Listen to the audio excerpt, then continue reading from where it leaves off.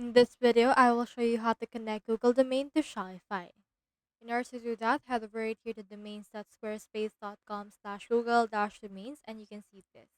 So just enter in here the domain that you want to use and then just click on this arrow in order to search for the domain extensions that you can utilize for your Shopify.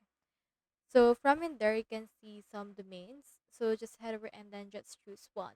For example, let's choose this surs.com option. Just click on this card and click onto this checkout. You can see in here the registration term as well as how much it will be. From in there, just click on this save and continue and then just buy this particular domain.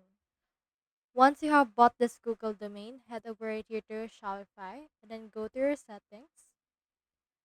Now from in there, just head over and then go to the domains option right there.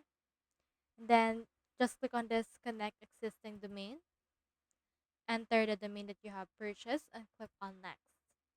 So if you have already purchased it, it will be available and then you can just follow the on-screen instructions in order to connect these two together.